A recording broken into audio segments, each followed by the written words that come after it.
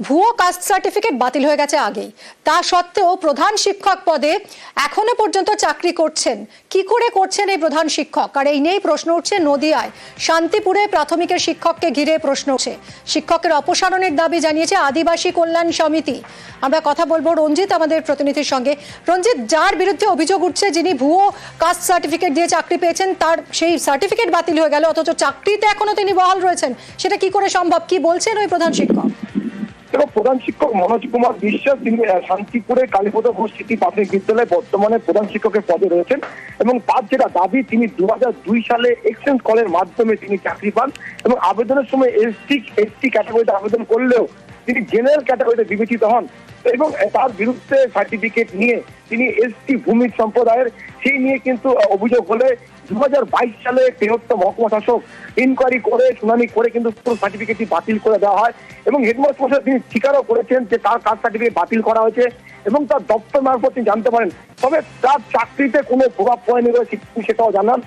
সেটা স্পষ্ট হচ্ছে যে কাস্ট সার্টিফিকেট বাতিল করার পরেও বিষয়টি জানাজানি হলেও এখনো পর্যন্ত তার বিরুদ্ধে কোনো ব্যবস্থা নেয়নি এবং তিনি বহাল তবিয়তে তিনি এখনো প্রধান শিক্ষকের পদ আসীন করে রয়েছেন এবং তার যেটা দাবি, তিনি তার প্রজন্মের অর্থাৎ তার পরিবারে তিনি প্রথম এসটি সার্টিফিকেট তিনি পেয়েছিলেন, যদিও সমস্ত ডকুমেন্ট জমা করার পরেও তার সার্টিফিকেট বাতিল করা হয়েছে, কিন্তু তিনি তাকে প্রশ্ন করালে চ্যালেঞ্জ কেন করেননি, তার যেটা দাবি তিনি ব্যর্থতার কারণে চ্যালেঞ্জ করতে পারেননি। ফলে সমস্ত বিষয়টি কিন্তু এখনো পর্যন্ত কোনো ব্যবস্থা নেওয়া হয়নি এবং তিনি এখনো প্রধান শিক্ষকের পদেই রয়েছেন। ধন্যবাদ। আমাদের তো এক্সচেঞ্জ কল করেছিল, এক্সচেঞ্জ করার পরে তারপরে অ্যাপয়েন্টমেন্ট পাই, তারপরে আমার এসটি সার্টিফিকেট ছিল। আমি যখন ক্যান্সারে তখন আমি জানতাম না, উনি কিন্তু জমা নিয়েছিল আগে, তারপরে জমা নিয়েছে, হিয়ারিং হয়েছিল, জমা নিল, তারপরে আমি জানি কিছু রিপোর্ট আসবে আমার কাছে, তারপরে আর কোনো রিপোর্ট আসেনি, যা আমাকে না জানিয়ে ওটা হয়েছে, মানে ক্যান্সেল হয়েছে। আমাদের কাছে এই ব্যাপারে সুনির্দিষ্ট কোনো অভিযোগ আসেনি, লিখিতভাবেও কেউ জানাননি। যদি এই কথাটা সত্যি হয় এবং যদি সেটা আমাদের দৃষ্টিতে আনা হয়, তাহলে আমরা নিশ্চিত করেই এই ব্যাপারে শিক্ষা দপ্তরের ঊর্ধ্বতন আধিকারিক যারা আছেন তাদের কাছে আমরা বিষয়টা পাঠাবো। তারা আমাদেরকে যেমন যেমন নির্দেশ দেবেন আমরা সেই নির্দেশটাকেই ফলো করব। বিভিন্ন সময় মিড ডে মিলের রান্না নিয়ে বিভিন্ন সমস্যা সামনে এসেছে, আমরা দেখিয়েছি আপনাদের, কিন্তু এবার এমন একটা স্কুল দেখাবো ঝাড়গ্রামের এই স্কুলে মিড ডে মিল রান্নাই হয় না, কারণ সেখানে জল পাওয়া যায় না, জল সমস্যা এবং স্কুলে জল না থাকায় বিপত্তি। তাই মিড ডে মিলে দেওয়া হচ্ছে, দেখুন, মুড়ি চানাচুর। মিড ডে মিলে পড়ুয়ারা খাচ্ছে মুড়ি চানাচুর। ঝাড়গ্রামের ঘোড়াধরা স্কুল, ঘোড়াধরায় মিড ডে মিলে এইভাবেই মুড়ি চানাচুর খাওয়ানো হচ্ছে পড়ুয়াদের।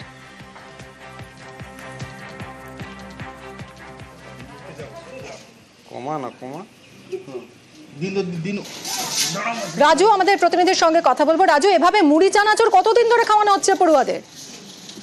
এখন এটা অভিভাবকরা অভিযোগ করছে যে এই স্কুলেই মিড ডে মিলে মুড়ি চানাচুর গতকাল দেওয়া হয়েছে এবং এর আগেও দেওয়া হয়েছে, এর আগে আবার কখনো নাকি বিস্কুটও দেওয়া হয়েছে, এমনটাই অভিযোগ করছেন অভিভাবকরা।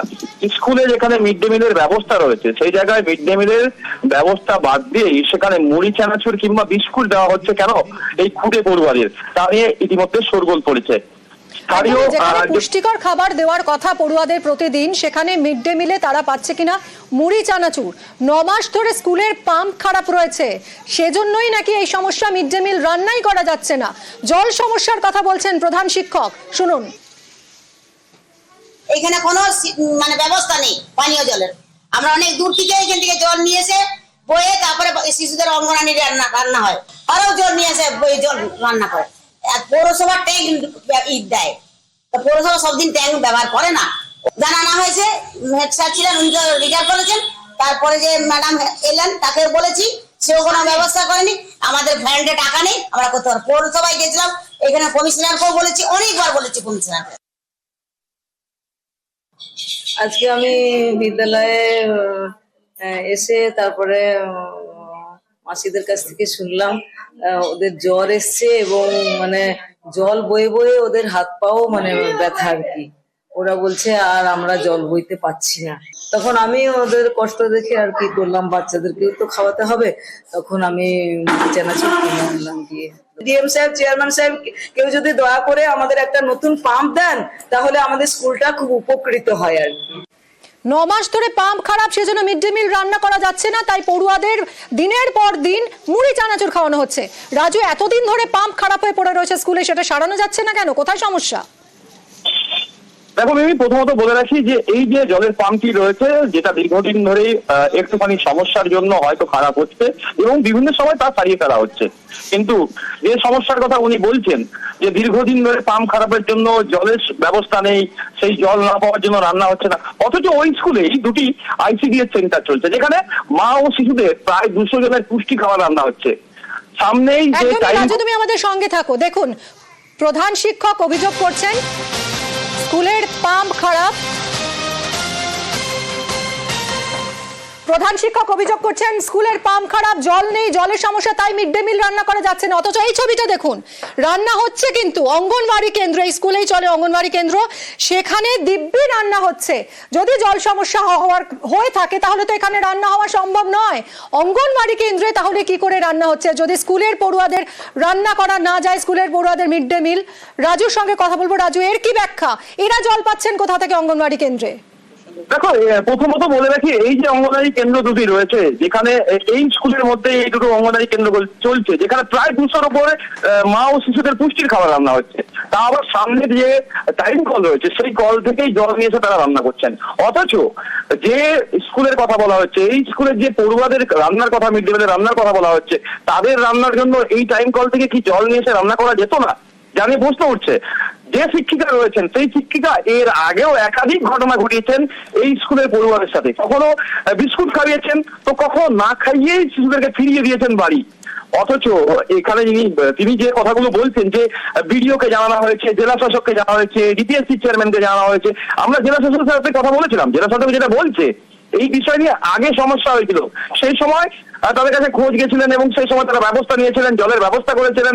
পরবর্তী ক্ষেত্রে পৌরসভা থেকে পানীয় জলের ট্যাঙ্ক দেওয়া হয়েছিল, জলের সমস্যা মিটিয়ে ফেলা হয়েছিল এবং জল যে পাম্পটি খারাপ হয়েছে তাও সারিয়ে ফেলা হয়েছিল। পরবর্তী ক্ষেত্রে সেই পাম্প কেন খারাপ হয়েছিল তা নিয়ে কোনো কিছু তাদের কাছে জানানোই হয়নি। অথচ যে ICDS সেন্টারগুলি চলছে সেখানে জলের সমস্যা নেই, অথচ এই স্কুলে জলের সমস্যা দেখাচ্ছেন স্কুলের প্রধান শিক্ষিকা। কোথাও যেন প্রধান শিক্ষিকা নিজের দায়িত্ব এড়াচ্ছেন, জানিয়ে অভিভাবকরা অভিযোগ তুলছেন যে এই প্রধান শিক্ষিকা খুব উগরে দিচ্ছেন। কেন তাদের সন্তানদের মুড়ি চানাচুর খেতে হবে? এখানে কি জলের সমস্যা রয়েছে? হ্যাঁ, কতদিন ধরে? 6-7 মাস হলো। খাবার জল বাচ্চাদেরকে বাড়ির থেকে দিয়ে পাঠায়। আর স্কুলে রান্না বান্না বা এমনিও জল ঘোলা, বয়ে রাস্তার কল থেকে বয়ে এনে এনে রান্না করেন। কেন স্থানীয় প্রশাসন দেখছে না? স্থানীয় প্রশাসন কি দেখতে জানি না। জানিয়েছিল? হ্যাঁ, মিসরা জানিয়েছিলেন বলছিল। তো কোনো ব্যবস্থা এখনো হয়নি? না। আপনারা কি চাইছেন? আমরা চাইছি যে কল একটা ব্যবস্থা করে দিন যাতে বাচ্চাদের অসুবিধে না হয়। প্রধান শিক্ষকের বিরুদ্ধে দুর্নীতির অভিযোগ করছেন জেলা শাসক, শুনুন। স্কুলে দেখলাম ট্যাঙ্কি রয়েছে, জলের জন্য ব্যবস্থা রয়েছে, অথচ জল নেই কেন? ওই পাম্পটা খারাপ হয়েছে আর 6-7 মাস হয়ে গেল। তো অনেক চিঠি অনেক জায়গায় দেওয়া হয়েছিল একবার, তো তার মানে কোনো রেসপন্স পাইনি আর কি। আর এরপরেও আবার এই রিসেন্ট আবার অ্যাপ্লিকেশন দেওয়া হয়েছে ডিএম অফিস, নানা রকম আমাদের হেড টিচার দিয়েছে আর কি। তো এখনো পর্যন্ত তার কোনো সুরাহা হয়নি। তো এটা তো নিজেদের টাকা দিয়ে যে করিয়ে নেব সেটাও একটা মানে প্রবলেম আছে, ওই জন্যই হয়তো হেড টিচার করেনি এটা।